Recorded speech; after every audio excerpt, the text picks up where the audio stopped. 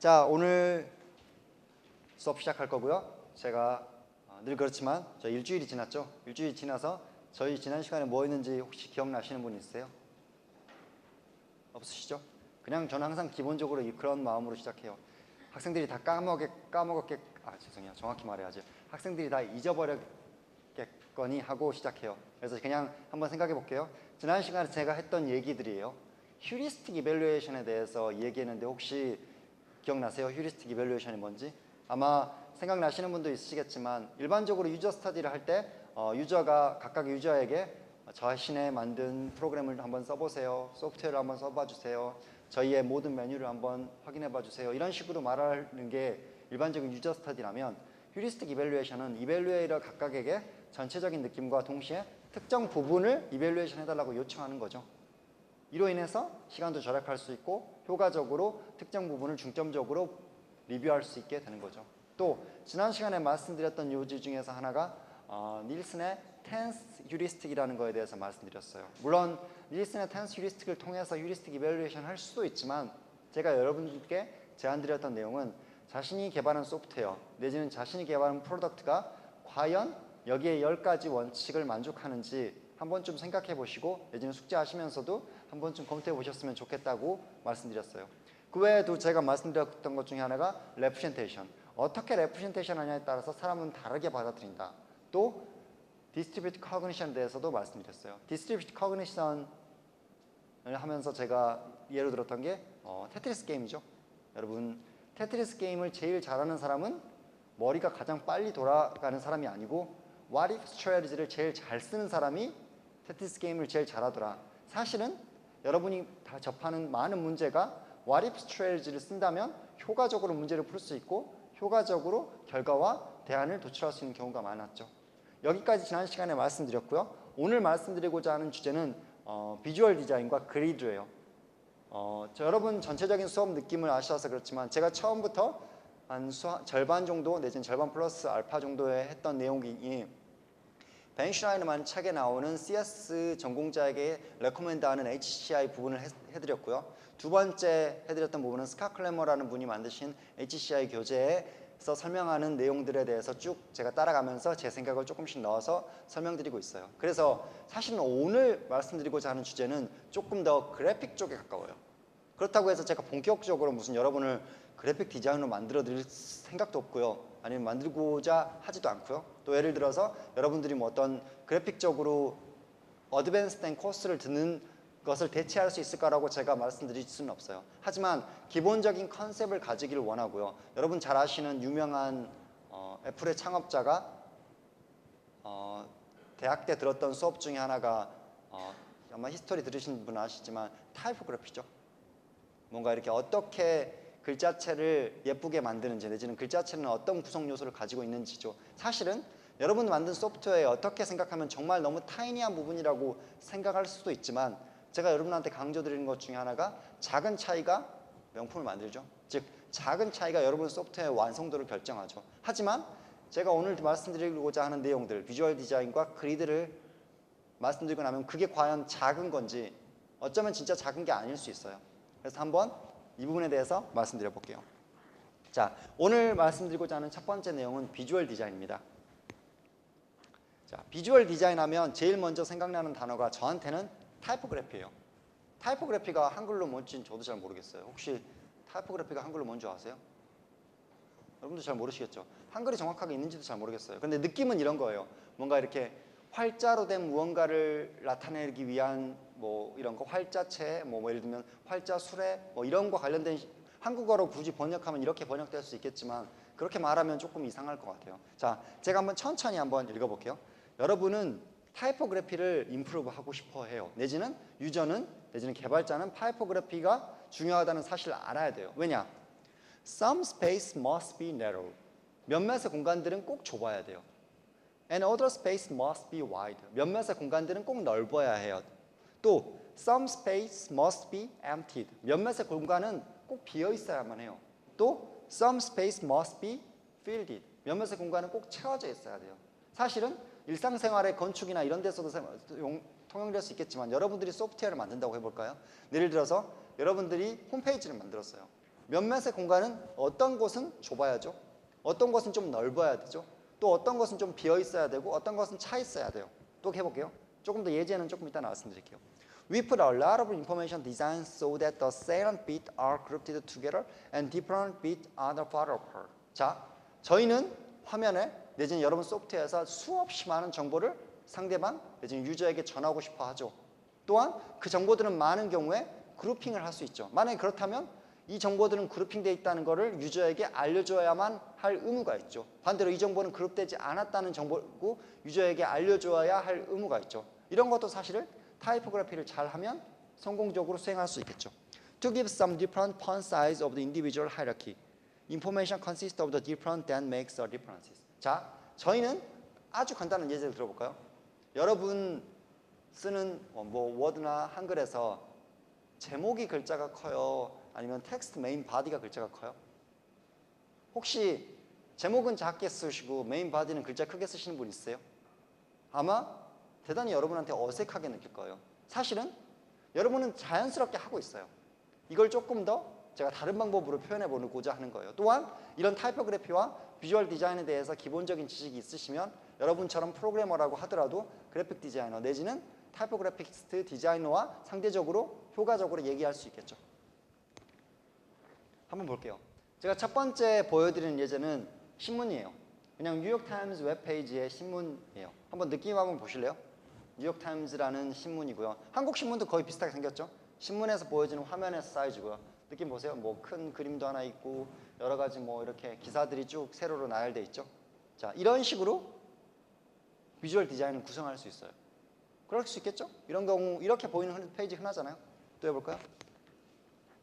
두 번째 보여드리는 예제예요. 이거는 구글이라는 웹사이트의 예제죠.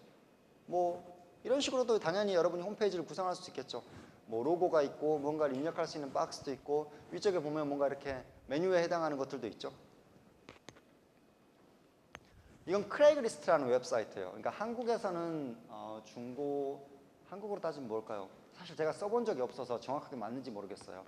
중고나라 웹사이트가 이런 거랑 비슷해요. 그런데 그러니까 미국 기준으로 크레이그리스트는 중고품을 사는 웹사이트인데 모든 사람들이 내지는 상당히 많은 사람들이 크레이그리스트를 써요. 예를 들어서 제가 미국에서 A라는 곳에서 B라는 곳으로 이사를 했는데 제일 먼저 했던 일들 중에 하나가 크레이그리스트에서 그 도시에서 파는 중고문품의 리스트를 확인했어요. 그만큼 사람들이 많이 쓰는 거예요. 자, 크레이그리스트, 즉 중고를 파는 곳에서 필요한 정보들은 이런 거였대요. 도시도 중요하고 물건이 무엇인지 이런 식으로 인포메이션을 비주얼라이제이션 할 수도 있어요. 여기서부터 얘기를 출발해 보자고요. 또 해볼까요? 이거는 웹이라는 월드를 받은 웹페이지예요. 일반적으로 여러분들이 보는 내지는 여러분들이 만드는 웹페이지의 구성이기도 하죠. 왼쪽에 어떤 메뉴 같아 보이는 게 있고요. 위쪽에도 메뉴 같아 보이는 게 있고 큰 그림이 하나 있고 여러분 이 장면만 보고도 아마도 내가 풀다운을 하면 내지는 휠을 돌리면 아래쪽에 인포메이션이 더 있을 수 있을 거라는 게스팅을 할 수 있죠.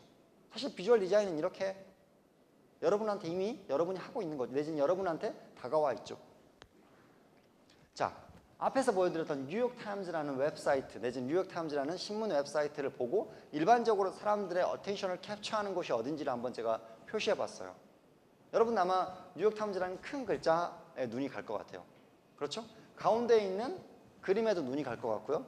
왼쪽에 있는 헤드라인에 해당하는 거에서도 눈이 갈 것 같아요. 또 많은 사람들은 왼쪽 위에도 눈이 가요. 왼쪽 위는 사실은 커머셜한 광고죠. 사람들이 눈이 많은 곳에 광고를 사실은 배치하죠. 이렇게 일반적으로 사람들 눈은 간대요. 또 다른 거 볼까요? 구글이라는 웹사이트죠. 구글 웹사이트는 상당히 좋은 예죠. 여러분 이 구글이라는 심플한 웹사이트에 여러분의 어텐션을 캡처하는 곳은 어디예요? 구글이라는 로고, 내가 무언가를 입력하고자 하는 메뉴 바들, 그리고 내가 메뉴를 선택하고자 하는 위쪽에 있는 메뉴 하이라키들 이런 부분에서 아마도 여러분의 어텐션이 캡처되고 여러분들은 비주얼적으로 인포메이션을 캡처하기 시작할 거예요. 볼까요? 크레이그리스트는 사실 한국에 맞지 않아서 예제로 설명하기 어렵지만 그냥 중고나라라고 생각해 볼게요. 뭐가 중요할까요? 여러분 저 옥션 예전에 처음 나왔을 때 제가 옥션 많이 썼거든요. 학생 때. 옥션에서 제가 물건을 살 때 제가 체크하는 첫 번째는 뭐냐면 언제 올라왔는지예요. 이게 옛날에 올라와 있으면 뭔가 이렇게 잘못된 매물이거나 실제로는 안 되거나 팔렸거나 이랬을 가능성이 높거든요. 그러니까 최근에 올라온 매물부터 확인해요. 즉 날짜를 검색해야 되는 것도 있을 거고요. 또 당연히 어떤 물건의 종류를 내가 중고로 사고 싶은지도 중요한 걸 거고요. 또 하나는 도시죠. 제가 물건을 지금 거래하고자 하는 도시가 서울인데 굳이 대전에서 파는 물건을 사러 거기까지 갈 수는 없잖아요. 즉, 이 물건은 중고가 어디서 매물이 나왔는지 이 도시에 대한 정보도 사실은 중요하겠죠. 이런 부분에 어텐션이 저희는 캡처가 되죠. 또 볼까요? 아까 받았던 어떤 상 받았던 웹사이트라는 건데 가운데 큰 그림에 보통 사람은 어텐션이 캡처가 돼요. 또 왼쪽 위에 어텐션이 캡처가 돼요. 또 우리는 진짜로 학습을 한 건지 아니면 사람이 본능적으로 알고 있는지 모르겠지만 이렇게 휠을 돌리면 밑에 more information이 있을 거라고 우리는 guessing을 하고 아마도 인포메이션을 거기서 찾기 시작하죠. 자, 사실은 제가 몇 가지의 홈페이지의 예를 들어줬지만 일반적으로 이렇게 홈페이지만 보고도 저희는 어느 정도의 구조화된 생각을 하고요. 어느 정도의 구조화된 인포메이션을 캡처링을 당해요. 또 여러분이 만든 소프트웨어도 유저에게 그런 식의 인포메이션 캡처링을 요구하죠. 조금 더 가볼게요. 그러면 이러한 인포메이션을 캡처하기 위한 비주얼 디자인에서 저희가 쓸 수 있는 도구는 뭘까요? 즉, 저희가 쓸 수 있는 사람들의 인포메이션을 내지는 어텐션을 캡처하기 위해서 저희가 개발하고 있는 소프트웨어에서 쓸 수 있는 무기, 즉 세 가지의 기본적인 도구는 뭘지 한번 생각해 볼게요. 한번 먼저 대략적인 내용부터 먼저 말씀드리면 all four of this page which include some of the most highly trafficked site on the web. 즉 제가 앞에서 보여드렸던 4개의 웹페이지는 그냥 일반적으로 가장 트래픽이 많은, 사람들이 가장 많이 보이는 4개의 웹페이지를 제가 보여드렸어요. Are using pretty simple visual tool to able to convey organization and hierarchy and where to draw your eyes on the page. 그리고 두 번째 보여드렸던 예제는 여러분의 눈이 과연 어느 곳에 머무르는지를 자연스럽게 여러분도 한번 보고 싶었어요. They are using typography, they are using layout, they are using color. 그러면 여러분들의 눈이 거기에 가죠. 즉 구글이라는 글자에 가고요. 박스라는 창을 입력하는 곳에 가요. 어떤 경우에는 이쪽 부분에 더 가죠. 왜냐 그 글씨가 더 커 보이니까. 이런 식의 여러분의 어텐션을 캡처하는 기본적인 도구는 뭘까요? 첫 번째, 타이포그래피라는 도구예요. 뭘지는 제가 조금 더 구체적으로 말할게요. 뭔가 이렇게 예를 들면 이런 거예요. 글자 크기? 글자 크기만 하면 펀트라고 할 수 있죠. 예를 들면 글자가 볼드로 돼 있어요. 그럼 좀 더 어텐션을 캡처하겠죠. 글자가 크게 돼 있어요. 내지는 글자가 기울임으로 돼 있어요. 이런 경우에는 더 어텐션을 캡처할 수 있겠죠. 이거 말고도 여러 가지 수없이 많은 요소들이 있어요. 타이포그래피에. 즉 글자의 모양 자체를 컨트롤해서 어텐션을 캡처할 수 있겠죠. 이게 타이포그래피의 범주에 해당하는 거죠. 두 번째, 레이아웃. 배치를 가지고 여러분 어텐션을 캡처할 수 있어요. 구글 사이트 생각해 볼까요? 레이아웃을 대단히 심플하게 했죠. 그리고 여러분 어텐션이 가운데로 확 잡아당기고 있죠. 이런 식으로 레이아웃을 통해서 여러분 소프트웨어에서 유저의 어텐션을 캡처할 수도 있어요. 컬러. 가끔 가다가 그런 웹사이트들 있죠. 막 번쩍번쩍 해가지고 자 여기 봐주세요, 여기 봐주세요 하는 웹사이트 있죠. 내지는 특정한 색깔을 써서 여러분들의 어텐션을 캡처할 수 있겠죠. 내지는 여러분의 소프트웨어에서도 유저의 어텐션을 캡처할 수 있겠죠. 즉 타이포그래피, 레이아웃, 컬러 이 세 가지가 가장 기본적으로 비주얼 디자인적으로 여러분이 생각해 보셔야 될 요소죠. 먼저 첫 번째 생각해 볼게요. 타이포그래피라는 거 제가 여러분한테 빠뜨릴까 봐 천천히 한번 읽어보고 그리고 나서 제가 본문으로 설명드릴게요. The actual thickness of the letter varies considerably over different parts. So if you look at some point of the letter, like the bottom, you can see that they are much thicker than at the other point in the letter, which is that they are going to pour something that feels perfectly balanced. 자, 혹시 타자기 써보신 분이 있어요? 이러면 세대 차이 나는데. 저도 사실은 제가 늘 말씀드리지만 저도 초등학교 때부터 컴퓨터가 있었어요. 하지만 약간 타자기를 써서 타자기도 어딘가에 가면 볼 수 있었어요. 타이포라이터라고 그러죠. 타자기도 그래서 쳐본 적은 있어요.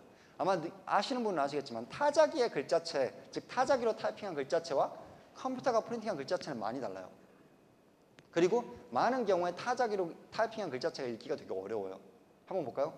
R이라는 글자가 있는데 그냥 여러분 생각하시기에 R의 글자의 두께는 거의 일정하게 돼 있을 것 같잖아요. 혹시 누구 시간 되시는 분은 그 글자 R을 한 300폰트로 프린트 하신 다음에 두께를 한번 재보세요. 과연 이 R이라는 글자가 일정한 두께를 가지고 있는지. 그냥 제가 비근한 예제를 한번 볼까요? 저 움직여도 되나 모르겠지만 여기서부터 여기까지의 두께하고요. 그 윗부분의 두께하고 같을 것 같아요. 제가 마우스 포인터로 할게요. 안 움직이게. 자, 다시. 이 부분의 두께하고요. 이 부분의 두께가 같아 보이세요? 안 같아 보이죠? 그냥 우리 얼핏 생각에 글자는 펜으로 썼는데 당연히 두께가 같아야 될 것 같은데 아랫부분이 더 두껍게 돼 있어요. 왜요? 사람은 이런 글자체를 봤을 때 더 이게 밸런스 됐다고 느껴요. 즉 이런 글자체를 봤을 때 사람이 마음이 편하게 느껴요. 여러분 글자체 폰트 수없이 많잖아요. 또 해볼게요. 여러분 글자를 이루는 여러 가지 요소들이 있죠. 즉 제가 앞에서 보여드렸다는 건 예제예요. 사람은 그런 식의 아래쪽으로 더 두꺼운 글자를 편안하게 느끼기 때문에 여러분 컴퓨터가 그런 식으로 글자를 제너레이션 하는 거죠. 자, 이 수없이 많은 요소가 있어요. 즉 타이포그래피를 컨트롤할 수 있는 수없이 많은 요소들 중에서 하나씩 해볼게요. 폰트 사이즈, 글자 크기죠 말 그대로.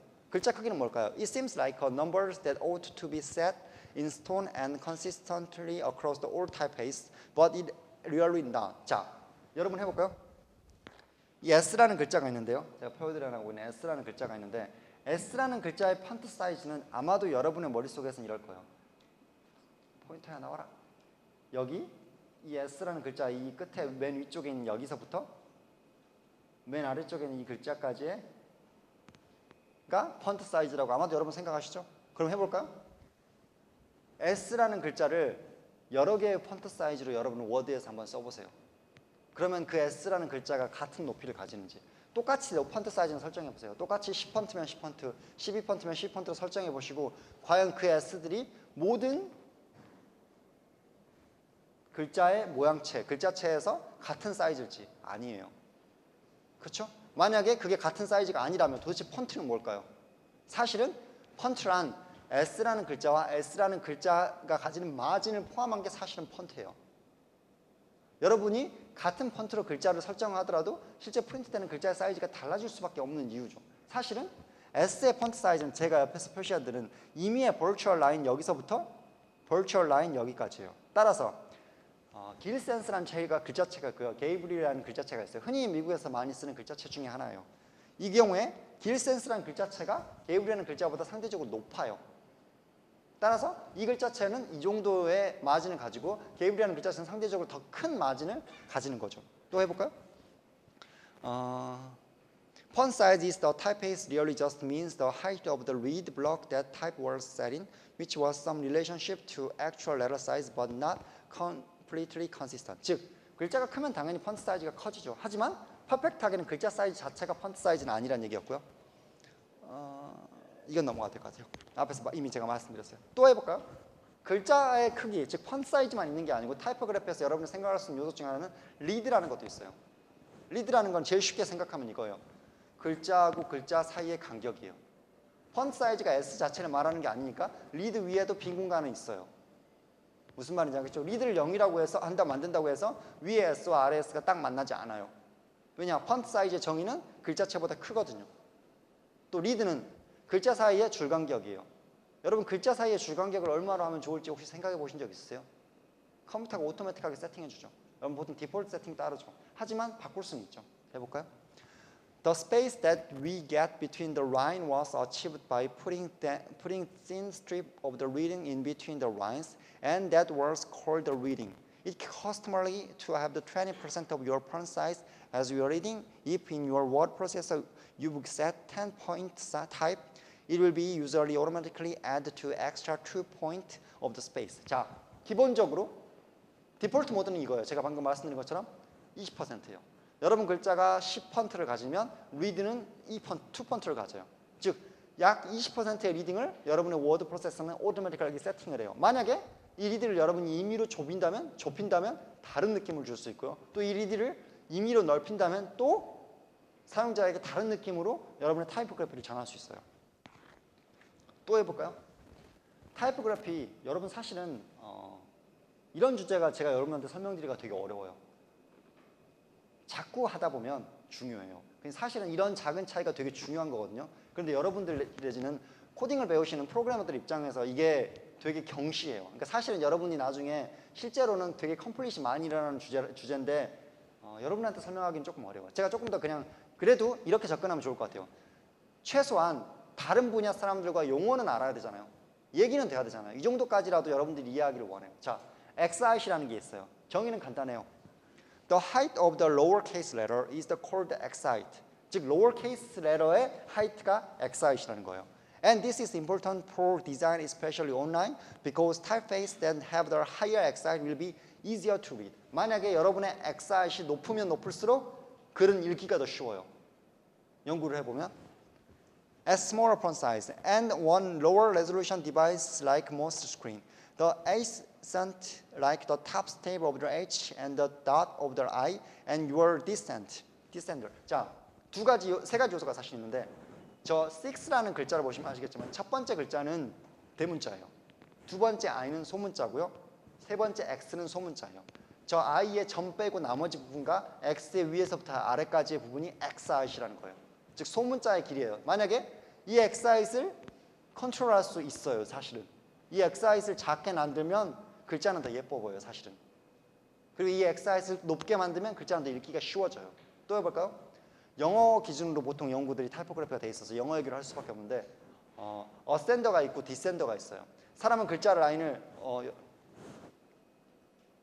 글자 가끔 잘 못 쓰시는 분들 중에서 예를 들면 여러분 학생 때 해보신 적이 있겠지만 자대구 글자 써본 적 있으세요? 혹시? 자대구 글자 쓰면 사실 글자 줄은 잘 맞거든요. 그런데 영어로 자대구 글자 쓰면 글자가 좀 이상해져요. 왜냐면 영어는 아래로 내려가야 될 게 있고 자 위로 올라가야 될 게 있거든요. 즉 사실은 글자의 메인 바디가 있고요. 글자의 그 메인 바디의 엑사이트의 위로 올라가는 부분을 어센더라고 부르고요. 그 엑사이트의 아래로 내려가야 되는 부분들을 디센더라고 불러요. 즉 어센더와 디센더의 비율이 사실은 여러분의 글자의 모양을 장조하죠. 자, 제가 뒤에 한 번만 확인해보고 갈게요. 이 뒷부분까지만 제가 설명하고 볼게요. 또 글자에서 여러분들이 컨트롤할 수 있는 거는 글자의 thickness예요. weight. 즉 일반적인 글자가 타이포그래피라는 글자를 레귤러로 본다면 그거보다 얇게 만들 수도 있고 그거보다 두껍게도 만들 수 있어요. 또 볼까요? 쉐리프하고 센 쉐리프라는 글자체를 비교해보면 끝에 보면 끝에 있는 거 쉐리프라고 하는데 쉐리프 are etching on the end of the letter that give them that clished on overlook. 저 여기 끝에 격건세 모양으로 꺾건세 모양으로 이렇게 살짝 꺾여 보이잖아요. 이걸 클리세라고 부르는데 그 용어는 별로 중요하지 않아요. 근데 꺾이는 부분의 모양을 만들 수도 있고 아니면 그냥 플랜하게 만들 수도 있어요. 일반 글자를 어떤 식으로 구성하는지에 대해서 계속 말하는 거예요. 자, 여러분 같은 엔지니어가 한 학기 동안 글자 모양을 어떻게 만들면 예쁠지에 대해서 듣고 있다고 한번 생각해 보세요. 여러분 제가 이걸 딱 1시간 분량으로 줄였거든요. 그런데도 여러분 이 부분 지루하죠. 또 해볼까요? 제가 이거를 대학원에서도 이 내용을 하거든요. 대학원에서 얘기를 하면 그 대학원 중에서 이제 직장인들 대상으로 제가 수업을 하시면 직장인들이 일반적으로 본인의 팀에서 일어나는 컴플릿의 대부분이 타이포그래피예요. 그리고 사실은 제 수업을 들으시는 분들은 프로그래머들이잖아요. 그분들이 대부분 기분 나빠하는 것도 이거예요. 별로 안 중요한데 자꾸 고쳐달라는 거예요. 이거 글자 이거 여기가 높이게 낮은지 별로 안 중요한 것 같은데 내지는 글자의 폰트 사이즈 별로 안 중요한 것 같은데 프로그래머 입장에서 제가 그럴 수 있다는 거에 대해서 동의하지 않는다는 건 아니에요. 물론 그렇게 생각할 수도 있어요. 하지만 답부터 말씀드리면 중요해요. 즉 사람들 내지는 유저의 인상이 타이포그래피와 이런 비주얼 디자인에서 상당히 많이 좌우돼요. 따라서 여러분들이 아셔야 되는 건 최소한 비주얼 디자인의 중요성에 대해서 인지하셔야 되고요. 두 번째, 기본적인 비주얼 디자인의 용어에 대해서 즉 여러분이 컨트롤할 수 있는 비주얼 디자인 요소가 무엇인지 최소한 여러분들이 컨트롤할 수 있는 타이포그래피의 요소가 무엇인지에 대해서는 어느 정도 이해를 하고 있으셔야 돼요. 이제 조금 더 모티베이션이 되셨으면 좋겠어요. 정말 제가 뭐라 그럴까요? 타이니한 거 그냥 한번 해볼게요. 글자체가 2개가 있어요. 이 세상에 글자체가 2개. 여러분 워드에 있는 글자체예요. 둘 다. 센스라는 글자가 있고요. 쉐리프라는 글자가 있어요. 원래는 쉐리프인데 그냥 편의상 제가 쉐리프라고 부르고요. 센스라고 부를게요. 이 두 가지 글자 중에서 내가 어떤 글자체를 선택해야 되는지를 고민해야 돼요. 스티브 잡스가 여러분한테 와서 왜 너는 쉐리프를 선택했니? 센스를 선택하지 않고 내지는 왜 너는 센스를 선택했니? 쉐리프를 똑같은 얘기네요. 선택하지 않았냐라고 물어보고 있어요. 그리고 글자체 모양을 계속 바꾸고 있어요. 얼마 동안? 3달 동안 글자체를 결정을 못하고 있어요. 그러면 여러분은 어떤 느낌일 것 같아요? 사실은 타이포그래피에 해당하는 건 어느 정도의 날리지가 이미 결정돼 있어요. 그래서 사실 기본적인 날리지는 여러분들이 아시고 가시는 게 훨씬 좋아요. 여러분들의 캐리어를 위해서. 제가 해볼게요. 첫 번째, 오른쪽에 있는 것부터 해볼게요. sense라는 글자, 줄여서 말하는 거고요. sense 쉐리프라는 글자는 is better a small size because the font survived the reprinting and then smearing because of their simple font. 자, 센스라는 글자, 오른쪽 글자체 보시면 아시겠지만 같은 두께로 이루어져 있죠. 상대적으로 왼쪽에 비해서. 물론 이게 완전히 같은 두께는 아니에요. 아래쪽이 약간 두껍긴 해요. 하지만 비슷한 두께로 이루어져 있죠. 따라서 여러분이 만약에 글자를 작게 만들어야 하는 인터페이스 상황이에요. 그렇다면 사실 센스는 글자체가 더 나아요. 가독성 면에서.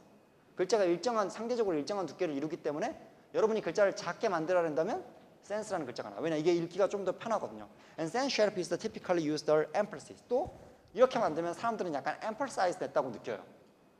큰 글자로 이렇게 센스 글자체로 포인트를 해놓으면 이 부분은 뭔가 emphasize 된 거라고 사람들은 느껴요. 또 해볼까요? Sans serif is better for children learning to read since the simplicity of the letter shape makes them more recognizable. 자, 앞에서 말씀드린 것처럼 왼쪽 글자보다 오른쪽 글자가 글자 자체는 recognition 하기 조금 더 편해요. 따라서 여러분들 만든 프로그램 내지는 여러분들이 만든 소프트웨어가 아동용이다. 그러면 왼쪽 글자 선택해야 될까요? 오른쪽 글자 선택해야 될까요? 저라면 오른쪽 글자 선택할 것 같아요. 물론 이 수업을 듣기 전까지는 whatever라고 하겠죠. 아무거나 하세요. 그냥 할게요. 라고 하지만 이 수업을 듣고 나서는 여러분은 만약에 여러분들이 만든 소프트웨어가 아동용이라면 센스라는 글자를 선택하는 게 글자체를 선택하시는 게 옳은 거죠. 두 번째 볼까요? 쉐리프라는 글자체는 보시면 아시겠지만 이렇게 꺾은 새 모양이 되게 많아요. 그러니까 클리세라고 하는 부분이 대단히 많아요. 쉐리프라는 글자는 쉐리프 are used to bind the character into the coherent word wholes. And 쉐리프 are used for body text because it is more reasonable and less like to cause a figure out. And 볼까요? 저 여기 그 글자가 보이는지 모르겠죠. 일부러 글자 보이게는 안 했어요. 이 단락 있잖아요. 제가 여기서 표시한 이 단락하고요. 이 단락의 느낌하고요. 여기서 이 단락의 느낌이 어떤지 한번 보시겠어요? 글자가 왼쪽이 읽기 편해요? 오른쪽이 읽기 편해요? 글자 자체는 사실 오른쪽이 읽기 편해요. 그런데 왠지 느낌이 왼쪽은 하나의 단락 같아요. 이 내용이 이렇게 뭉쳐있는 것 같아요. 오른쪽 느낌은 이렇게 상대적으로 왼쪽보다 이렇게 뭉쳐있는 느낌이 좀 덜해요. 그런 게 혹시 느껴져요? 맞아요. 고마워요. 느껴진다고 해줘서. 사실 안 느껴지면 제가 얘기하기 어렵거든요. 왼쪽, 즉 쉐리프라는 글자체는 뭔가 이렇게 뭉쳐있는 느낌을 주기에 상대적으로 이용해요. 그럼 어디다 쓰면 좋을까요? 만약에 여러분이 어떤 아리클을 쓰는데 단락이 있어요. 그리고 타이틀이 있어요. 저라면 타이틀로 사람들의 어텐션을 캡처하고 타이틀을 바로 전달해주기 위해서 센스라는 오른쪽에는 글자체로 타이틀을 먼저 만들 것 같아요. 그리고 단락에 해당하는 바디에 해당하는 부분은 쉐리프 글자처럼 만들 것 같아요. 그럼 여기는 한 단락이다. 여기는 한 단락이다. 여기는 왜냐하면 저희가 그 글을 쓸 때 원칙도 한 단락은 하나의 미닝을 전하는 게 우리의 목표잖아요. 사실은. 즉 단락 자체에 코헤런트를 주기 위한 방법은 쉐리프라는 글자가 조금 더 유용할 것 같아요. 자, 제가 단지 글자체 2개만 가지고 그냥 장단점에 대해서 한번 논의해봤어요. 이런 식으로 결정을 하는 것. 또 내지는 이걸 볼드로 할 건지 아니면 thick하게 이렇게 내로하게 할 건지 아니면 이걸 기울임으로 할 건지 이런 식의 그 결정을 하는 게 사실 타이포그래피예요. 쉬운 일이 아니에요. 물론 전문가들하고 같이 하면 좋죠. 또한 여러분들이 기본적인 타이포그래피 지식을 가지고 여러분의 소프트웨어를 만들 필요가 있죠. And a lot of the people have heard a story where serif typefaces are generally recommended for the body text and sans serif typefaces are recommended for the header because the serif typefaces give your eyes something to wrench on and consequently they are easy to read. And but almost the same. 어쨌거나 제가 앞에서 말씀드렸던 거랑 똑같은 내용이에요. 메인 타이틀은 이걸로 하면 좋고 바디는 이걸로 하면 좋겠다. 그러니까 타이틀은 오른쪽 글자 자체가 낫고 바디는 왼쪽 글자 자체가 낫다. 사실은 그런 느낌인 거죠. 되게 작은 차이 느낌. 이거를 제가 수학적으로 내지는 통계적으로 분석을 해서 사람이 정말 오른쪽 글자체를 더 잘 읽냐 분석하면 그건 잘 모르겠어요. 사실 쉽지 않아요. 차이가 정말 작아요. And which typeface should I use? 자, 그러면 우리는 어떤 식의 타이페이스를 써야 될까요? What typeface that we should use it? 결론은 제가 좋아하는 얘기긴 하지만 제가 주로 많이 하는 얘기죠. 자, 그럼 우리는 어떤 타이페이스를 써야 될까요? 여러분 저한테 물어보면 저는 이렇게 얘기해요. It depens라고요. 그때 한국말로 하면 너무 개그 프로 같아서 안 할게요. 그냥 It depens죠. 맞아요? 그리고 if you are working online, use something that has a relatively high excite. And other hand, if you are making logo or a sign or something that's short and intend to be dramatic. 자, 제가 it depens라고 말하면 항상 랜덤이 아니라 그랬죠. 그때마다 상황을 정확히 알려줘야지 답을 말씀드릴 수 있다고요. 웹에서 뭔가를 한다. 내지는 가독성이 뭔가 중요하다. 그러면 상대적으로 높은 엑사이트를 쓰라고 저는 레코멘드 할 것 같아요.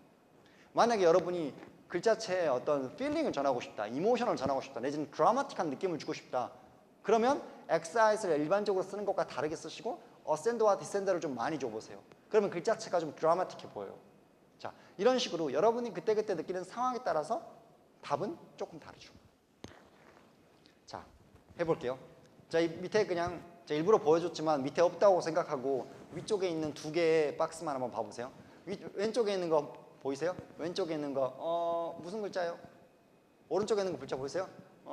무슨 글자예요? 똑같이 반씩 가렸어요. 왼쪽은 아래쪽 반을 가렸고요. 오른쪽은 위쪽 반을 가렸어요. 반을 가렸다는 가정하에서 왼쪽이 읽기 편해요? 오른쪽이 읽기 편해요? 고마워요. 왼쪽이라고 얘기해줘서. 왼쪽이 읽기 편해요. 훨씬. 사람은 실제로는 I'm jelly라는 글자고요. 이쪽은 JFK and spoken이라는 글자예요. 즉 사람의 perceptual하게 더 중요한 부분은 위쪽이에요.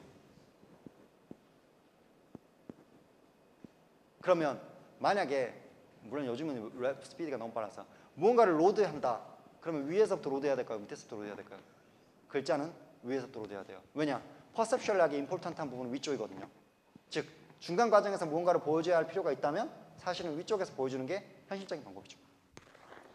또 위에 글자 한번 읽어보겠어요? 읽어보시겠어요?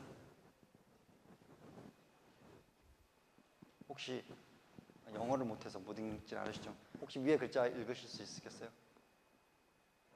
보셨어요? 무슨 느낌인지 알겠죠? 자, 위에 글자가 왼쪽 글자로 보이세요? 오른쪽 글자로 보이세요? 혹시 위에 글자가 오른쪽 글자로 보이시면 영어 공부 진짜 못하시는 거예요. 왜냐면 이게 영어라서 그렇게 느낀 거니까. 만약에 제가 한글을 만약에 똑같이 만들었으면 모두가 왼쪽 글자처럼 보인다고 얘기하실 거예요.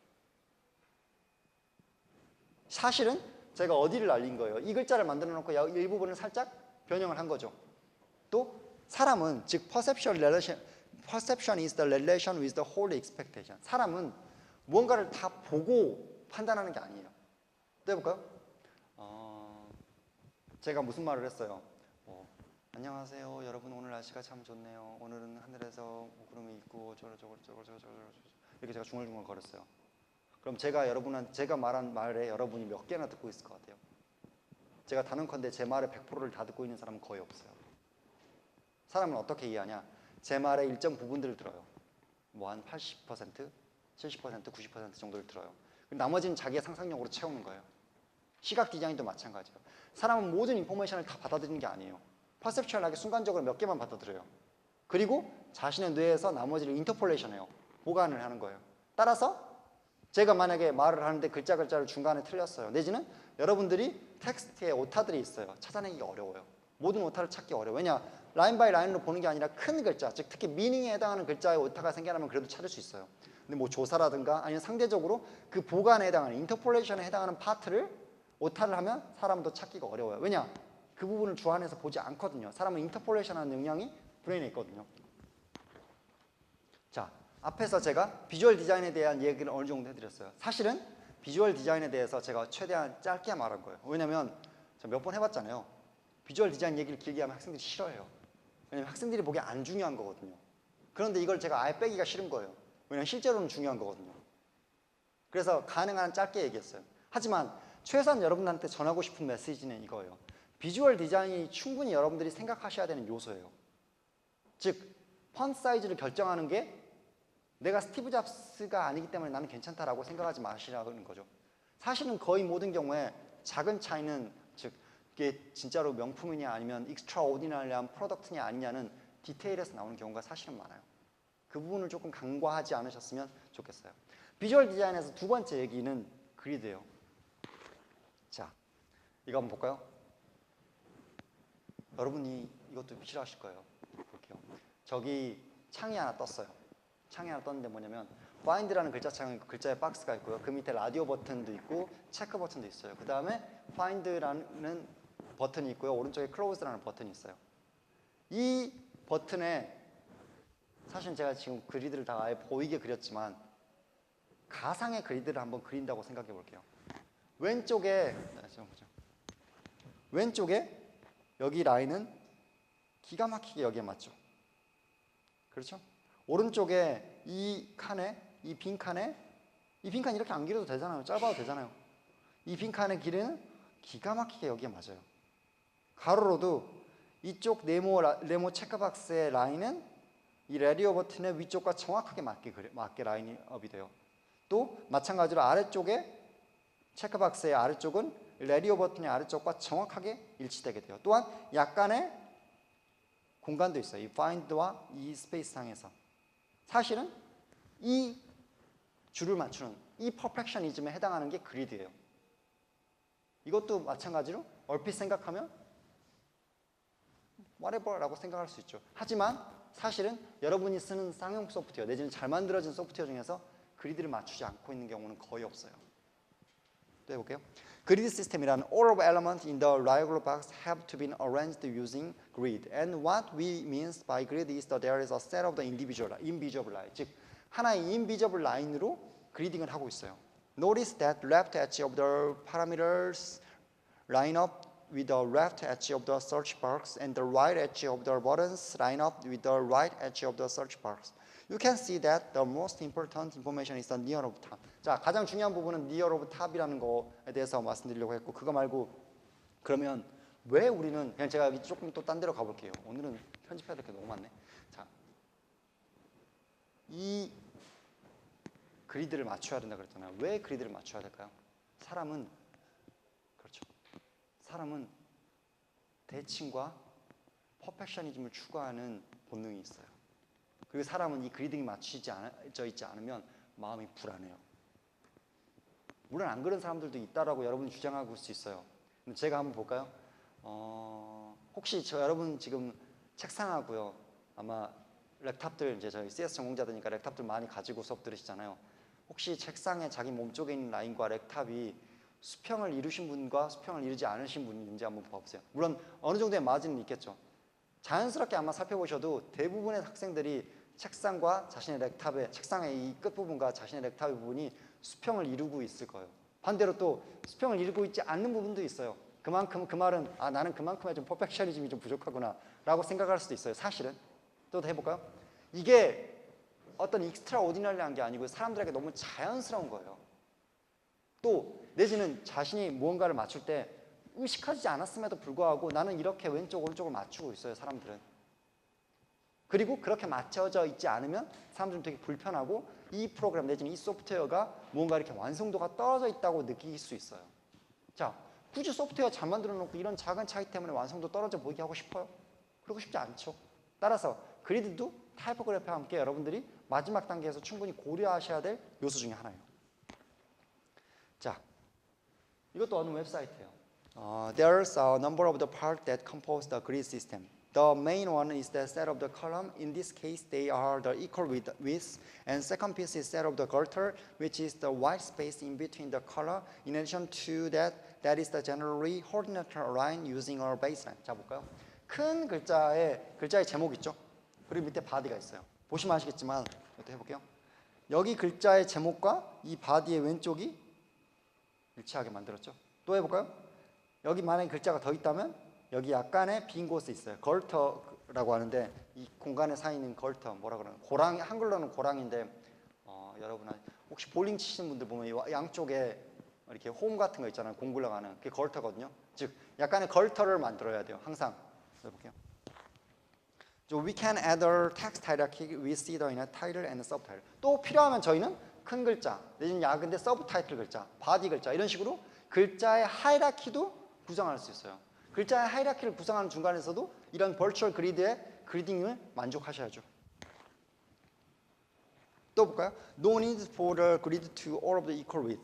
And for example, narrow left-hand column that you might use for navigation, and then a wide central column that may have the body article or main content of the page. 자, 볼까요? 그리드를 제가 맞춰야 한다고 그랬죠? 하지만 그리드의 높이가 완전히 항상 똑같을 필요 없어요. 웹페이지에서 만약에 저기 보시는 것처럼 왼쪽에 있는 것처럼 그리드가 좁아요. 그럼 사람들은 어떻게 느끼냐? 여기는 뭔가 내비게이션과 관련된가 보다. 내가 여기를 누르면 여기 메인 바디에서 무언가를 바뀌겠거니. 즉 어느 그리드, 즉 어느 칼럼은 좁게 만들 수도 있고요. 어느 칼럼은 넓게 만들 수도 있어요. 그 칼럼의 넓이를 가지고 상대방에게 내지는 유저에게 메시지를 전달할 수도 있어요. 또 볼까요? 신문 기사예요. 여기 칼럼 몇 개 있어요. 제가 이미 라인은 그려놨어요. 이 신문 기사에 칼럼이 몇 개 있는지 세고 하나, 둘, 셋, 넷, 다섯, 여섯, 약 6개예요. 즉 다섯, 여섯 개의 칼럼으로 만들 수 있어요. 또 어떤 경우에는 이 칼럼에 2개에 걸쳐서 이미지를 놔두기도 하죠. 어떤 경우에는 다른 칼럼에 2개에 걸쳐서 이미지를 놔두기도 하죠. 제가 옆에서 보시는 것처럼 이런 식으로 여기서부터 여기까지의 칼럼으로도 이미지를, 즉 2개의 칼럼에 어크로스한 인포메이션을 전달하는 거죠. 하지만 혹시 여기서부터 시작을 했어요. 똑같은 사이즈인데 그 이미지가 여기서부터 시작을 해서 여기까지 있다고 생각해봐요. 뭔가 되게 불편할 것 같지 않으세요? 뭔가 되게 마음이 불안할 것 같지 않으세요? 이런 식의 임퍼펙셔니즘을 사람들이 싫어요. 사실 그렇게 맞추지 않아요. 그래서 볼게요. 또 볼게요. 또 다른, 이거는 사실 요즘은 워낙 흔한 전략이라서 예전에 이 당시에는 처음에 나왔을 때는 되게 훌륭한 전략이었어요. Focus plus content라는 건데 View is the more dramatic than the normal page. It consists of the where the most recent article at the top is the biggest and the lower article down are the smallest. 즉 모든 텍스트를 같은 크기로 보여주는 게 아니고 최근에 나온 글자들은 크게 보여주고 내지는 이미지도 보여주고 여러 가지 인포메이션을 더 보여주고 나중에 나온 옛날 글자들은 상대적으로 작게 보여주는 거예요. 이런 식으로 인포메이션을 비주얼라이제이션 하면, 예를 들어서 여러분이 페이스북을 한다, 내지는 여러분들이 블로깅을 한다. 그러면 최근에 나온 인포메이션 내지는 최근에 업데이트된 내용에 여러분은 관심이 있잖아요. 즉 그 부분을 포커스 해주고 그렇지 않은 부분들은 인포커스 하는 방법으로 인포메이션을 비주얼라이제이션 하는 거죠. 또 볼까요? 이거는 그냥 교재 내지는 코스워크를 생각하면 돼요. 웹 애플리케이션이라는 수업이 있다고 찾아보자고요. 그리고 그 수업의 학습 번호는 CS14이에요. 또 인터랙티브 소프트웨어 디자인이라는 수업이 있고요. 그 수업의 학습 번호는 CS294H예요. 자, 왼쪽은 수업의 코스 타이틀이고요. 오른쪽은 학습 번호예요. 이거를 똑같은 글자체 내지는 똑같은 글자의 크기 내지는 똑같은 색깔로 할 게 아니라 다른 종류의 인포메이션은, 즉 수업에 관련된, 수업 타이틀에 관련된 인포메이션이라면 하나의 정교화된 형식으로 보여주고 다른 형태는 또 다른 정교화된 형식, 작은 글자체라든가 좀 더 다른 색깔로 보여줄 수 있겠죠. For example, of the title of the class and the course of the number. In the case, how frequently books will take some content like this and put this dot or somehow they'll separate two pieces. It obviously not impossible to read, but I think we can do better so that number is the different weight from the next page. 자, 기본적으로 여러분한테 해드리고 싶은 얘기는 이거였어요. 같은 얘기도 여러분 하다못해 목차를 만들어요. 무언가를 위해서 목차를 여러분이 디자인한다고 싶으시면 굳이 제목과 페이지 넘버를 같은 글자 크기, 같은 사이즈로 하실 필요는 없어요. 왜냐? 이건 인포메이션의 모달리티가 다르잖아요. 제목이라는 모달리티고요. 페이지라는 모달리티예요. 가능하면 이건 좀 작게 하든지 아니면 가능하면 더 중요하다고 생각하는 인포메이션을 더 크게 할 필요가 있죠. 그런 거에 보통 일반적으로 예제예요. 자, 볼까요? CS14이라는 학습 번호가 있고요. 수업 이름은 웹 애플리케이션이에요. 아마 뭐 세 번째 거는 뭐 교수 정도 되겠죠? 이 세 가지 인포메이션 중에서 가장 중요한 건 뭐예요? 과목 이름이죠. 상대적으로 과목 이름을 조금 더 크게 하고 다른 인포메이션은 좀 더 작게 할 수 있겠죠. 또 정렬 얘기 한번 해볼까요? 여러분 보통 글 쓰면 왼쪽 정렬해요? 오른쪽 정렬해요? 아니면 센터 정렬해요? 어느 쪽이에요? 뭐죠? 왼쪽 정렬하는 분도 있고 머릿속에서 전 양쪽 정렬하는데요 라고 저한테 눈빛을 보내시는 분들도 있으시고. 근데 영어권에서 한번 해볼게요.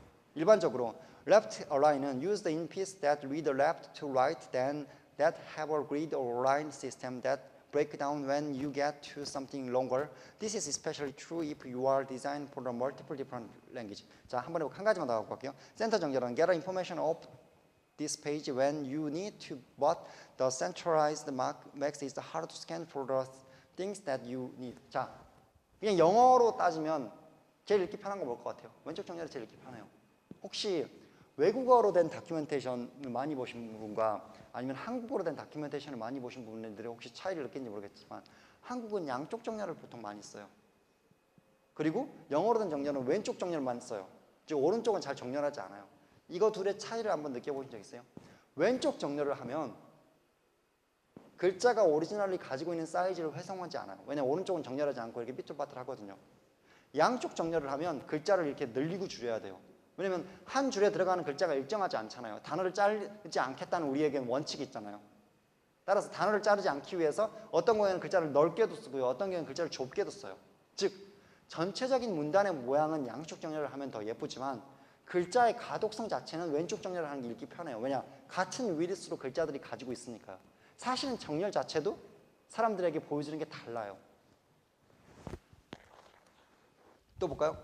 When to use the top left and right alignment. 언제 우리는 그럼 왼쪽 정렬, 오른쪽 정렬 이런 걸 쓰면 좋을까요? A way of the emphasize that more or and less important part of the page are. So when there are some example of the when you might use a different alignment for different purpose. 자, 제가 그냥 물론 여기는 이제 한국처럼 이렇게 입력이 복잡하진 않아요. 한국처럼 이렇게 뭔가 이렇게 주소를 입력을 해서 내가 물건을 배송하고 싶어요. 여기에 정렬의 미학을 한번 볼게요. 첫 번째 라인 뭐예요? 풀네임, 제 이름 쓰라는 거죠. 그다음에 주소 쓰고 도시 쓰고 그다음에 스테이터, 내가 어느 주에 있는지 집 코드 쓰고 나라 쓰고 그다음에 전화번호 쓰고 그다음에 또 뭐 다른 세컨더리 딜리버리 인포메이션 쓰고. 왼쪽 부분은 전부 다 내가 확인해야 되는 거죠. 이 정보가 뭔지. 오른쪽 부분은 전부 다 내가 넣어야 되는 거죠. 즉, 이 인포메이션을 왼쪽에 넣냐 오른쪽에 넣냐에 따라서 이건 내가 보고 판단해야 되는 건지 내지는 오른쪽은 내가 직접 넣어야 되는 건지에 대한 클러스터링이 되어 있죠. 또 하나 봐볼까요? 가운데 걸터가 있어요. 걸터는 홈이라고 그랬죠, 제가. 가운데 어떤 버추얼한 그리딩으로 해서 걸터를 하나 만들었어요. 그리고 왼쪽에 있는 모든 인포메이션은 오른쪽 정렬했고요. 오른쪽에 있는 모든 칸들은 왼쪽 정렬했어요. 느껴지세요? 이런 식으로 인포메이션을 비주얼라이제이션 해서 사람들이 받아들일 수 있게 하는 거죠. 자, where in the add address dialog box the form is aligned so that all of the labels are right aligned and that the entry field are left aligned to that. So you get this center gutter to make what you need to fill out the extremely clear. 이런 식으로 만들어 놓으면 사용자에게 너무 클리어하죠. 난 오른쪽에 있는 인포메이션을 다 넣어야겠다는 생각이 들죠. 즉, 여러분들이 사실은 그런 그냥 넘어갈게요. 이런 경우에 사실 이런 경우에 대단히 잘된 예주 중에 하나인 것 같아요. 저는 정렬만 가지고도 사실 쉽게 인포메이션을 전달해주고 정렬만 가지고도 제가 무엇을 해야 하는지가 너무 분명하게 보여주는 예제인 것 같아요. 또 해볼까요? 이거는 아마존 웹사이트인데 제가 아마존 웹사이트를 좋아해요. 아마존에 이렇게 쭉 이렇게 보여주는 메인 화면이에요. 혹시 This page also offers a nice example of the visual hierarchy where the key piece of the label is very large and then subheader which explains in the little more detail is much smaller. 보시면 아시겠지만 이 보여지는 홈페이지의 웹페이지 하나만 가지고도 저희는 사실은 저희 머릿속에 어떤 정도의 하이라키를 제공해요. 즉 왼쪽에 보시면 알겠지만 여기 오더라고 제가 여기에 큰 글자로 표시됐죠. 아마도 이 인포메이션들은 너무 여러분 읽을 수 없을 정도로 작게 되어 있죠. 하지만 이 인포메이션들은 오더와 관련된 것일 거라는 guessing이 가능하죠. 또 여기 보이시는 것처럼 이건 페이먼트예요. 그리고 실제로 이 인포메이션은 페이먼트와 관련된 디테일 인포메이션이죠. 또 마지막 이건 세팅이에요. 여기 인포메이션들은 세팅과 관련된 디테일 인포메이션이죠. 이걸 어떤 식으로 구현했어요? 글자 크기로 보여줬어요. 그냥 이게 오더인지 페이먼트인지 세팅인지 단지 이 부분을 조금 더 크게 해줬어요. 다른 것보다. 그러면 이게 지금 왼쪽에 있다고 구별되는 게 아니죠. 이 글자의 크기 때문에 우리는 이게 하나의 군으로 느껴지는 거죠. 이 글자의 사이즈와 이 글자의 하이라키컬한 배치 때문에 이게 하나의 군처럼 느껴지는 거죠. 아무런 메뉴의 서브 하이라키를 만들지도 않았는데. 또 해볼까요?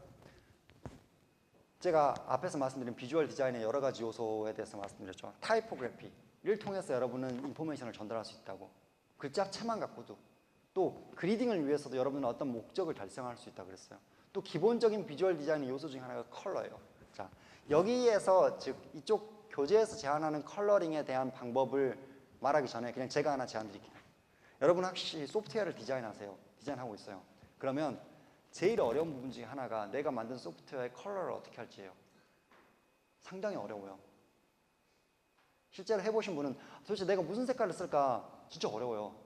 아마 작업을 많이 해보신 분은 많이 해보실수록 색깔을 고르는 게 얼마나 어려운 일인지를 아실 거예요. 그냥 제가 제안 드리는 거예요. 왜냐면 여러분의 생각은 다를 수 있어요. 제가 여러분의 컬러를 고를 때 제가 제 방법으로 제안을 드릴게요. 제 생각에 컬러를 고르는 제일 좋은 방법은 컬러를 쓰지 마세요. 그냥 그레이스케일로 만들어요. 그러면 웬만하면 촌스럽진 않아요. 여러분이 컬러를 쓰면 웬만하면 촌스러워요. 그러니까 가능하면 컬러를 쓰시지 마시고, 그리고 컬러를 그냥 그레이스케일이 무슨 말인지 알잖아요. 흰색부터 검은색까지 그 회색조의 톤을 가지고 전체적인 느낌을 조절하는 거예요. 조금 더 어둡게 할 수도 있고 조금 더 브라이트한 그레이드로 할 수 있고, 물론 완전 흰색과 완전 검은색은 쓸 필요가 없죠. 왜냐면 하나는 글자고 하나는 배경이니까 쓸 필요 없지 말고 그 가운데 그레이 존의 그 스케일 레벨로 가지고 하시면 결정하시기가 훨씬 쉬워요. 자, 내가 빨주, 노초, 파남, 보 이런 식으로 색깔을 결정하시면 여러분들은 주로 어떤 식으로 글자 색을 모양을 결정하시냐면 제일 먼저 생각나는 부분을 다 빨갛게 칠해요. 그 다음에 두 번째 보이는 부분을 파랗게 칠해요. 아, 빨강, 파랑 다음에 뭐지? 아, 초록이지. 그 다음에 초록으로 칠해요. 그 초록 말고 뭐가 있을까? 빨주, 아, 주황색 빠졌네. 그리고 주황색 칠해요. 이런 식으로 일반적으로 색을 결정하시면 안 돼요. 이러면 전체적으로 이렇게 한 발짝 떨어져서 보잖아요. 엄청나게 촌스러워요. 헷갈리시면 색을 쓰지 마세요. 그리고 가능한, 물론 베스트 아이디어는 색을 잘하는 전문가와 함께 일하는 게 베스트 아이디어죠. 하지만 실제 여러분 소프트웨어 구현할 때 매번 색깔 전문가한테 조언하면서 구할 거예요. 가능하면 제가 조언드린 팁은 그레이스케일로 해보세요. 훨씬 더 세련돼 보여요. 자, 볼게요. 이분이 제안하는 거 볼게요. 첫 번째, 색과 관련해서 이 교재가 제안하는 첫 번째 팁은 이거예요. 색에 관심 좀 가지라는 거예요. Please pay attention to it. 색이 일곱 색깔 무지개가 일곱 색깔이 있는 게 아니잖아요. 그 가운데 수없이 많은 색이 있는데 그냥 사람이 머리가 받아들이는 게 일곱 색깔이라고 받아들이는 것 뿐이죠. 즉 색은 수없이 많으니까 일단 관심 좀 가지시라는 거고요. 두 번째, 이분도 저랑 비슷해요. 잘 모르겠으면 그레이스케일로 디자인하래요. 적절하게, 아, 이거는 좀 더 어두워야 된다, 이건 덜 어두워야 된다, 이 정도는 먼저 디자인해 보시래요. 세 번째, keep illuminance value from the grayscale when moving the color. 이거는 저도 이렇게 할 수 있다고 생각해요. 하지만 제가 주로 그렇게 쓰는 방법은 아니에요. 하지만 여러분한테는 제가 설명드릴게요. 그레이스케일로 먼저 디자인을 하세요. 그리고 그레이스케일의 인텐시티 레벨 내지는 일루미네이션 레벨을 놔두고 색을 넣으세요. 무슨 말이냐면 다크 그레이가 있고 브라이트 그레이가 있고 레벨로 이렇게 만들어서 여러분이 인터페이스 디자인했다고 치자고요. 다크 그레이로 놨던 그 다크한 인텐시티 일루미넌스 레벨을 두고 거기에 그냥 색을 입히라는 거예요. 그러면 상대적으로 좀 덜 촌스러워질 가능성이 높아요. 왜냐하면 그러니까 여러분 생각하시기에 빨강, 파랑보다 훨씬 더 다양한 색을 생각할 수 있거든요. 또 반대로 볼게요. 사실은 인텐시티 레벨로 조절하는 이유는 이것 때문이에요. 6 color in 2 group. 웬만하면 색깔 6개 이상 쓰지 마세요. 그리고 6개를 쓰더라도 2개의 그룹으로 쓰세요. 무슨 말이냐면 이러이러한 톤의 색깔 3가지, 이러이러한 톤의 색깔 3가지. 즉 사실은 2-3개만 쓰라는 얘기예요. 색을. 즉 보라톤의 색 한 3가지. 뭐냐면 보라톤도 어두운 보라톤 있잖아요. 아까 그레이스케일로 저희가 디자인했으니까 어두운 보라, 중간 보라, 밝은 보라 이렇게 쓸 수 있잖아요. 또 뭐 다른 색깔의 톤이나 어두운 톤, 중간 톤, 밝은 톤. 즉 2개로 그룹핑할 수 있는 색과 전체적으로 한 6개 이하 정도의 색만 쓰시는 게 여러분이 만약에 그래픽 디자인의 전문가가 아니라면 여러분 소프트웨어가 좀 덜 촌스러워 보일 수 있는 방법이에요. 제가 거의 확실하게 말씀드릴 수 있는 건 색을 일단 여러분 생각나는 대로 쓰시면 무조건 색 때문에 촌스러워 보여요. 경험 있으신 분들이 있으실 거예요. 자, clean and consistent. 이건 제가 항상 강조하는 거죠. 소프트웨어를 만들어줄 때 컨시스턴트하게 만드는 건 기본 중에 기본이에요. easy on eye. 눈이 편하게 만들어 달라는 거예요. 또 reading and navigation. 자, 이거 정말 어려운 부분이에요. 이거는 웬만한 사람들은 진짜 하기 어려워요. 이것도 마찬가지로 제가 이걸 과연 저희 학생들한테는 얘기할 수 있지만 이거를 공개된 유튜브에 올릴 수 있는 얘기인지 잘 모르겠어요. 해볼게요. 그냥 일단 해볼게요. Trying to figure out what the feature of the information resource help or hinder people's ability to find out what they want, and one is the major attribute that user guide your searching is the what you call the scent of the information. 그냥 센트라고 할게요. 제가 그냥 발음 한국식으로 그냥 센트라고 할게요. 이렇게 해볼게요. 혹시 그냥 이 프로그램 한 번도 안 써봤는데 여러분이 왠지 모르게 내가 마우스를 여기다 올려가지고 이걸 하면 이게 될 것 같아요. 그런 느낌이 촉이 탁 왔어요. 그리고 실제로 그렇게 해봤어요. 근데 돼. 그럼 기분 좋죠. 반대로 내가 이 프로그램을 안 써봤어요. 왠지 모르게 내가 마우스를 올려가지고 이렇게 하면 이렇게 될 것 같아. 그런데 딴 게 됐어. 그럼 기분이 갑자기 확 나쁘죠. 이거를 한국식으로 제가 어떻게 표현해야 될지 모르겠는데 그냥 제가 쓰는 말로 제 생각엔 촉인 것 같아요. 촉. 내가 왠지 이럴 것 같은 촉이 왔어요. 이 소프트웨어에서. 그리고 그렇게 해봐요. 그래서 되게 만들어야죠. 무슨 말이냐면 소프트웨어 디자이너예요. 여러분이. 내지는 소프트웨어를 만들고 있어요. 여러분들이 만든 소프트웨어는 그런 촉을 이끌어야 된다는 거예요. 유저가 이렇게 하고 싶게 만들어야 돼요. 어떻게 만드냐? 그걸 알려주면 제가 몰라요. 답은 없어요. 제가 실제로 할 수 있는 얘기들은 그 다음에 할 거예요. 자, 핵심은 이거예요. 소프트웨어를 만들었는데 이 소프트웨어는 사람들에게 센트를 유도해야 돼요. 내가 이렇게 하면 이렇게 할 것 같은 느낌을 줘야 돼요. 거기에 대해서는 여러분도 동의하시죠? 어떻게 만드는지에 대해서는 제가 천천히 말씀드릴게요. 인포메이션 시티라고 하는데 Can people figure out how to get the information they want? 어떻게 하면 내가 원하는 인포메이션을 얻을 것 같은 느낌을 주고 있어야 돼요. 웹페이지가. 내지는 여러분의 소프트웨어가. 또 Do they realize what their options are available? 도대체 이 소프트웨어가 제공하는 옵션이 무엇이 있을 것 같은지를 느낌으로 여러분들이 개발한 소프트웨어가 줘야 된다는 거죠. 어떻게 이거 할 수 있을까요? 혹시 어떻게 하면 이 촉을 유저에게 줄 수 있을지 좋은 방법이 있으세요? 앞에서 하던 말씀 계속 드리면 자, 어떻게 그런 센트를 구현한 내지는 센트가 있는 소프트웨어를 만들까요? 여러분한테 제가 물어봤어요. 여러분 아마도 대답하기 어려워요. 왜냐? 없거든요. 반대로 해볼까요? 이 소프트웨어가 푸어 센트가 있는지 구별할 수 있는 방법은 있어요. 즉 여러분들이 소프트웨어를 만들었는데 사람들에게 되게 푸어 센트한 거다. 이걸 확인할 수 있는 방법은 있어요. 제가 한번 보여드릴게요. How can we detect the poor scent? Whether they are on the right track and right before the right after the click the link. Before tell you that whether the link that are looking they are a good one, whether it has a high scent. And the people's confidential after tell you whenever the page that you land on the becomes the information that you are trying to get. 즉, 사실 이건 센트가 중요하다는 얘기고 어떻게 poor 센트가 나오는지를 가냐?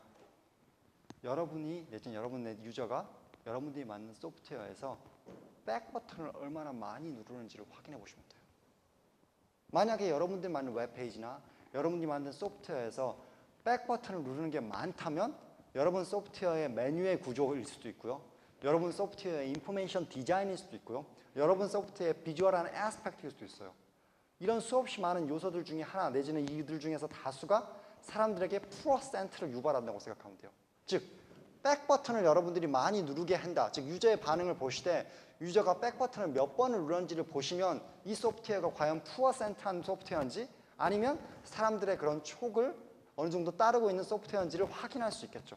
즉, 어떻게 하면 푸어 센트를 디텍팅할 수 있는지는 결국에 백 버튼을 확인하시면 돼요. 또 볼까요?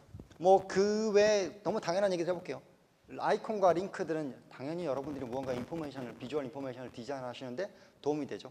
They facilitate the repeat recognition. 여러분들 반복적인 것도 생략할 수 있고요. When you know that what something looks like but not what is called, and multi-word link is that with a specific and recognized term and trigger the word. 만약에 여기 제가 표시할게요. 여기 제가 동글뱅이가 있는데 Here is the video rating in the line. 그냥 임의의 글자라고 해볼게요. 임의의 글자가 파란색으로 돼 있어요. 그리고 아래에 언더라인이 있어요. 그냥 임의의 글자가요. 그리고 여러분이 마우스를 가져갔어요. 근데 손모양을 안 변한다든가 모양이 변한다든가 하니까 링크가 돼 있지 않았어요. 그럼 여러분 어떨 것 같아요? 되게 기분 나쁠 거예요. 그냥 텍스트에 임의의 글자가 있는데 그 임의의 글자를 파란색에 언더라인으로 했어요. 왜 그렇게 했어요? 그냥 나는 그러고 싶어서 그렇게 했어요. 그런데 많은 사람은 임의의 글자라고 하더라도 그 푸른색과 언더라인이 있으면 아마도 여기 누르면 링크가 될 거라는 센트가 있죠. 이걸 만족하지 못하고 있는 거죠. 따라야 돼요. 땡스 센트는. 또 해볼까요? 앞에서 이미 제가 여러 번 말씀드렸어요. 이거 조금 예제가 너무 이렇게 내지는 너무 과장된 건데 그럼에도 불구하고 사람들이 정보를 받아들일 때 가장 중요한 부분 중에 하나는 센터예요. 어디가 센터인지. 그리고 또한 동시에 중요한 부분 중 하나는 left top이에요. 이 두 부분이 여러분들이 인포메이션을 받아들일 때 가장 중요한 부분이에요. 따라서 광고 내지는 화면에서 뭔가를 광고용을 위해서도 센터 내지는 left 탑에다가 광고를 배치하는 걸 제일 돈을 비싸게 받아야 돼요. 왜냐? 그게 인포메이션을 퍼셉션하는 게 인포메이션을 캡처링하는데 사람들이 가장 중요하게 내지는 사람들이 가장 일반적으로 받아들이는 영역이거든요. 오케이. 그러면 오늘 내용은 이런 거였어요. 제가 오늘 말씀드린 주제는 이런 거였어요. 비주얼 디자인에 대해서 말씀드렸고요. 비주얼 디자인 되게 중요하다고 말씀드렸고 타이포그래피를 이루는 여러 가지 요소를 최대한 간단하게 말씀드렸어요. 왜냐하면 길게 하면 여러분들이 싫어하시거든요. 그리고 그리드와 얼라인에 대해서 소개했어요. 그리드와 얼라인도 사실은 많은 경우에 퍼펙셔니즘과 관련이 있는 거죠. 완벽성을 추구하는 것과 관련이 있는 거죠. 또한 여러분들이 그래도 신경 써야 되는 부분 중에 하나예요. 또 읽고 내비게이션하는 부분에 대해서도 말씀드렸어요. 다음 주에는 제가 그러면 스터디 디자인을 어떻게 하면 좋을지 내지는 그리고 여러분들이 이런 스터디 디자인을 가지고 익스페리먼트를 실제로 하다 보면 어떤 일들이 발생하는지에 대해서 다음 시간에 말씀드리겠습니다. 오늘 여기까지 하겠습니다.